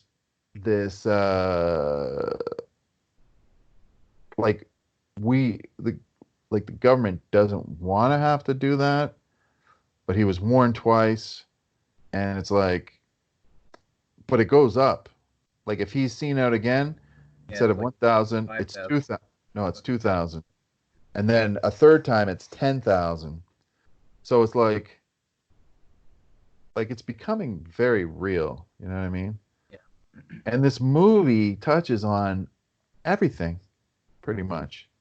That's what makes it like so much better than a lot of the other movies where like that whole hyperlink narrative thing that you were explaining. I didn't quite understand, but it's basically it just means you bounce around to different people. Yeah. Yeah. Let's see. I didn't know that phrase, by the way, before I looked it up on the thing. So, yeah. What else? Oh, um, so the R naught. What was this? 1 in 12 people will get this thing in the movie. Yeah. 1 in 12. Guess so. You saw it twice, man, or 1.5 technically. What was the other one? Oh, yeah, the empty streets. Like the shots of the empty streets, the empty gym. They just showed like the yeah. Though that's so real because that's what's happening. Someone took a picture of Queen Street West in Toronto, and it was a black and white photo, and it was rush hour, and it was just this abandoned street. There was nothing, and it's the sensibility of whoever wrote this really understood the nuanced reality of quarantine protocol, all that stuff. Scott Z. Burns. Did he write anything else? Because you're good, man. A lot of Matt Damon shit, actually. Born Ultimatum. Oh, did he? Third one. Oh wait, yeah, writer. The Informant. Have you ever seen that with Matt Damon? Yeah. I think that was the movie just before this one with him teaming up with Soderbergh. And Contagion. Side Effects, which is another medical thriller I never saw, but there it is. You know that Netflix movie, The Laundromat? About the money laundering? I've heard it. I haven't. Oh, no, I haven't seen it, though. I haven't either. But he wrote that. And he wrote the new Bond film, No Time to Die. Interesting. Yeah. So quite a few things actually, and a lot of awards contenders and like high profile stuff. Like he's legit. So yeah, this guy's really smart. Scott Z. Burns, we like your work. Keep working. Hey, where can we get one of those blow up suits? Those look pretty cool. Vacuum sealed goodness. Sealing all those juices. Um, I don't know, but I watched Breaking Bad. I know you can get them in a meth lab. Beyond that, I don't know, man. I don't know. Probably can't get it at Value Village. Maybe. So the the thing that wasn't very realistic, or at least we're not at that point right now, is when they're lining up for food and then they're like, "Oh, we're out of food for today. Yeah. Come back tomorrow." Yeah. Like, not and then happening yet. The riot ensues, and it's like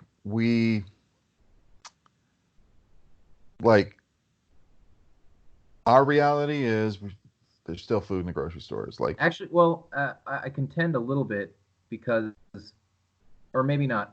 Does it say how long it is in the course of the movie? Like what the timeline is?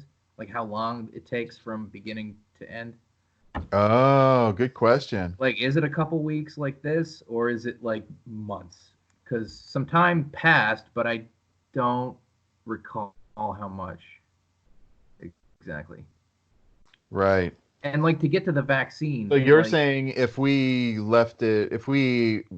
continued unchecked for as long as they did, yeah, then we would have as many people out of commission. Therefore, we wouldn't have the farmers, the fucking the dudes, the people who are driving the trucks and the food to get everywhere where it's coming from. Yeah, like oh, sorry. Those guys are there. Those guys are essential services too. It's not. I mean, it's different than treating people directly in a hospital as medical staff. But those guys driving truck, they're just as important to the whole system and the order of law, as it were, as anybody else. They're essential. You know what I mean? Like, those guys are heroes too. You know, like people working in the grocery stores, like they should be getting danger pay. And some stores are starting to give people extra money. But like they're working in a high risk job, and those guys are heroes too. You know what I mean? Which is weird because fast food workers and people who work cash, I always like, some people will go through a drive-through and they'll be like, what a fucking idiot, what a fucking this, what a fucking, they're stupid, da, da, da. And I'm always extra nice to those people. And this is before COVID. I'm always extra nice because I've worked a lot of service jobs. I've done, like, I was like the janitor. I've done all the grimy fucking shitty jobs. I've cleaned every bodily fluid out there, in doing extreme cleans. And so I'm humble. I respect those people. But now the respect that I gave them, now they're getting extra respect because they're out there. There was one dude, I still wouldn't go through a drive-through and eat or drink because there was someone in Tim Hortons who said he got COVID. Yeah. And then it turned out he lied just so he didn't have to work. Oh. So it's like, anyway, the controversy. That guy got fined. I hope that guy got fined, but I think he got charged for, I forget what they call it, but there is a thing where you stir up shit and it stresses the police out and stuff. It's like calling fire in a theater or something, right? It's along that line. Yeah. Don't know what that law is, but anyway, yeah.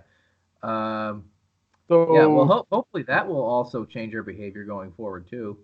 Those people who are assholes to frontline workers, maybe give them a different perspective now. Yeah. Yeah. So, what was the other one? So, so Matt Damon was looking out the window or something, and he saw and heard a gunshot. Yeah. His neighbor got shot. I didn't quite understand that. Do you know why that person got shot? Yeah, Were they just trying to they were getting steal robbed. food? It it was, well, I don't know, but it was just illustrating that it's getting Oh, lawless. no, no. The cops can't come, Right. and like those people, whoever they were, shot his neighbors, took whatever the fuck, and then just left. Right. Okay. So that's another example of something that the movie missed in respect to, like, that's not happening now. I don't think crime is going up as a result of this thing. Well, again, depending on the timeline. Because I was just going to ask you earlier, you've seen it twice. Um, was like, especially the Matt Damon stuff, because the seasons are kind of, you can see those. Like early in the movie, was it like greenery? Because I know by the end of the movie, it's like winter, right? Yeah. Like, was there a switch between the seasons? Like that might tell you how much time had passed. I can't believe I can't. It was only a couple days ago when we watched this. I can't believe I never noted that. Like when, Hmm. like by the time Gwyneth Paltrow dies and his son dies, like was that, like was this, like were there trees in bloom, all that stuff? You know, I didn't give that much attention to the foliage on the gardens and the forests. Yeah, that would So I clear this up though. Dave, I thought you were taking notes, man. Come on. so so there's another reason to pay attention to nature because you'll understand movies better. Yeah, you'll know how long pandemics can last. You're like, man, well, this didn't take very long to solve. They got a Yeah, vaccine in like a week. This is yeah. great. Um, Dude yeah. was for reals though, eh? He wasn't losing his daughter. They were doing snow angels, No. Yeah. and then went to kiss his daughter, and he fucking had the shotgun, and he's not fucking around. I love how it's probably unintentional on his part to send that message. Like, I got a shotgun, I'll fucking blow you away. He just happened to have it when that happened, and Yeah, so he just went with it, and it was just kind of funny, darkly funny in the moment. So I don't know if they meant it that way. They must have, because it was written that way in the script. So good on you, yeah. Scott Burns, for that little comedic jab that fit right in with this grim movie. Uh, Yeah, it was touching when they had their little prom for two. It was kind of nice. yeah, like a little, yeah, because it shows you kind of that first little step back to normalcy. Still not all the way back yet, but it's just, let's take this one bit at a time. Stay safe, but we're easing back into uh, order, polite society, everything we used to Yeah. do. Yeah, Well, that's the thing. Once the vaccine's out, like we can take a deep breath and kind yeah, of. But I mean, the vaccine for COVID is supposed to be like 18 months. They might try to speed it up, but it's for some reason it takes a long time to create a vaccine. Like, yeah. I don't know what PETA thinks about this, but there's going to be a shitload of animals dying to Oh, fucking. who is it? Is it Dimitri Martin in the movies? Like, or someone says, "Man, it's gonna be a real bad day to be a rhesus monkey." Yeah, it's And I true, forget. man. Like Yeah, they'll be trying it on everything, bunnies and rats, and they're just going to be hand over fist killing things to try to get a vaccine because it's the whole world. Like all the doctors, and it's really weird. It's almost like I actually feel more connected to, you know, these hot, like super hot zones. Like the mm-hmm. Americans they're fucking blowing up with COVID. Initially it was Italy. They blew up big. China, like Iran, like places you never hear of things happening.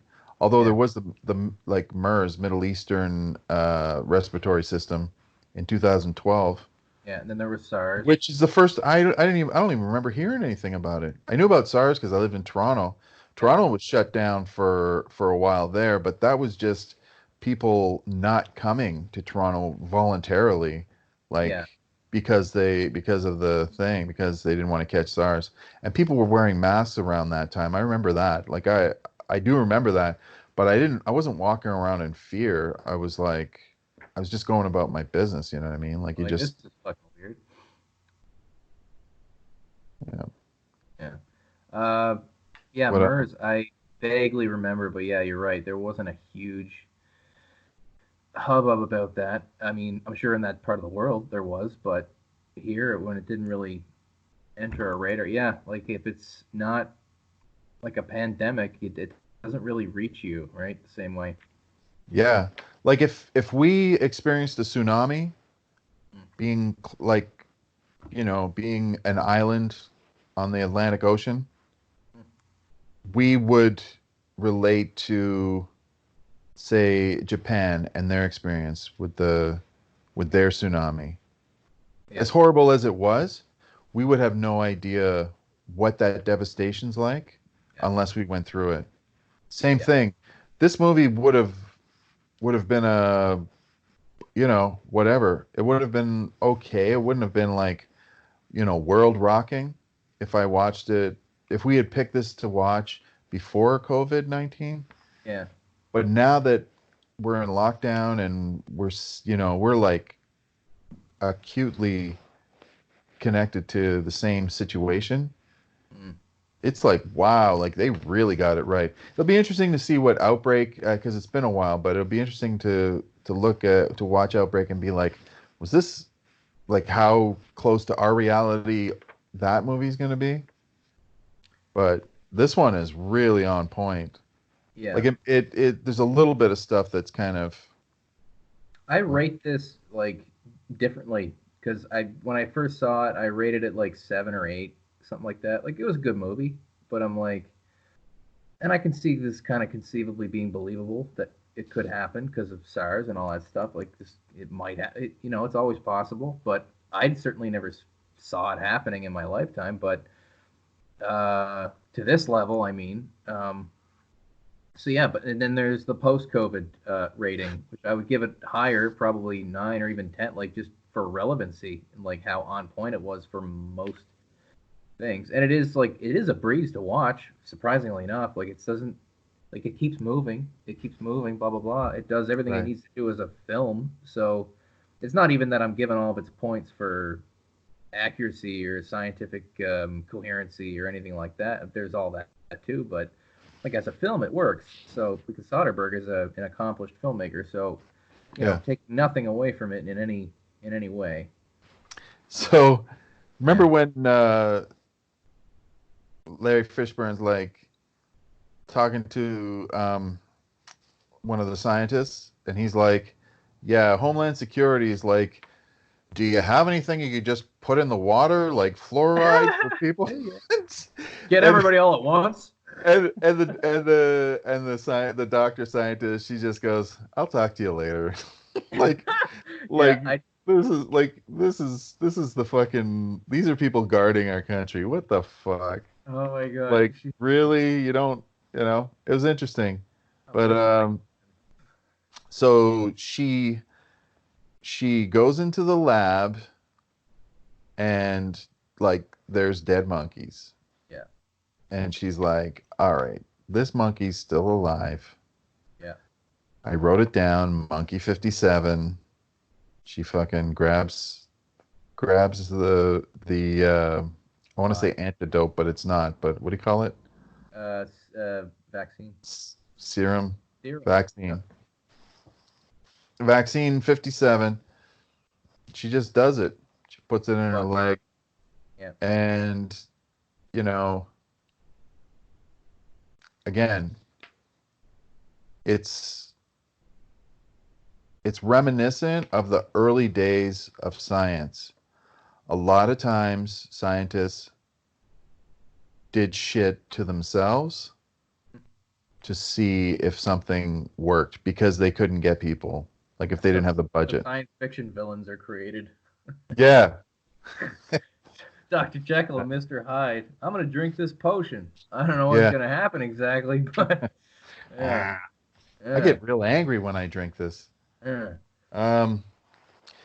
So anyway, she goes to talk to her dad, and I guess her dad has been down that road before with his thing, right? Like he's in the hospital and they're talking.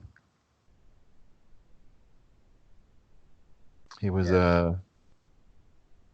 didn't he win the Nobel Peace Prize or something? I think so, yeah. Why are you asking me for? You saw it twice. And again, I'm saying that. Just checking in. All right, so let's see. Who gets vaccine first? Countries, class, money, bingo balls. Money support is by birthday. Oh, the robbers break in to try to get the vaccine from Larry Fishburne's girlfriend. Oh, right, when yeah. he's not there. Yeah.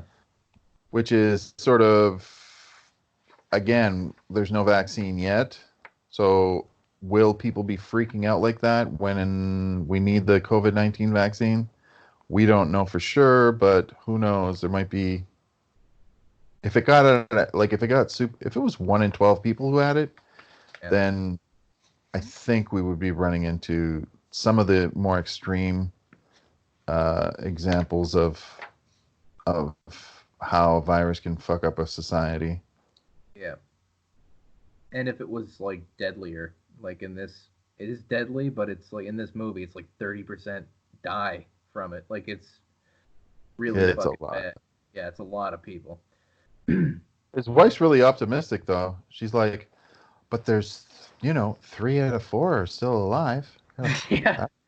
She's like, she's seeing the the silver lining. Only millions. It's not billions.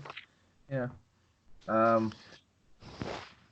Yeah. So that's Contagion, our first post-quarantine Ryan and Dave show. How do you think it went?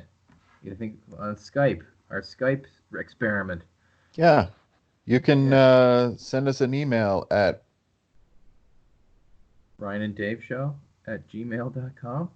Is that what it is? Is it Ryan and Dave Show or Ryan and Dave? I think it's Ryan and Dave Show. Yeah, that's it. Ryan and Dave Show. Ryan and Dave Show at gmail.com. Yeah. Send us a thumbs down. I think that's the first time we've used an email since in like 2 years. Yeah, I mean, we actually, it was funny. For a long time, we were still promoting that, like to send us a comment or whatever, but neither of us ever checked it. And I don't think anybody ever sent anything, but if you did and you didn't get a response back, well, there you go. Nobody sent us any messages. No. So you're going to put it up on YouTube then? Well, I will send you the video, and you can do with what you will. I will post the audio on our Podbean, as usual, with the trailer and, the whole shebang. But you got all the video software, so I'm going to let you work your magic and do what you want to do. Maybe give us some digital sunglasses or put up... No. I'll just... Whatever. I'll just... Yeah, I don't know. I don't know what I'll do. Send it to me, I guess. Yeah. Just post it. It's a podcast. I'll let you do it. I do the audio. You'll do the video. I don't care about the video. You're the video man. But there's nothing to do. You just put it up. That Netflix series I gotta watch. Oh fuck! You didn't want to wear makeup for the Joker, so it was like, so that was shit. We're never gonna break out of this anonymity. We're never gonna get double-digit thumbs ups. People are only, getting upset at us, clicking on for 27 seconds. I think it was 28. Go ahead. We could have sponsors and stuff, Ryan. You got to take this seriously. The undies. What are you doing that you can't take half an hour and post this video. There's no editing to do. No. We did a perfect job. I'm not going to cut out the parts where you weren't listening. Well, it does take a lot. It does take some work to. It does take some work to do the audio stuff. So why aren't you doing the video stuff? What work? All you do, you click on the video and you share it to Ryan and Dave. Oh, I mean the audio stuff. I got to do that. So, and I got to deal with this shitty computer. Hey, you're the one who told me I have to do double audio things and do the right and the left and make it. Remember, I was only doing the one audio track, and you're like, put it on 2 so I can hear it better. Oh, to make it stereo. Yeah. So now that's because of me. Boo-hoo! I do all I do all the posters. Oh yeah, that's true. I do posters. Just upload this video. It's easy. You have the right, what's our YouTube? Tell people our YouTube channel name. Fuck, I forget what it's. Ryan and shit. Oh my God, you don't even know it. Ryan and Dave show.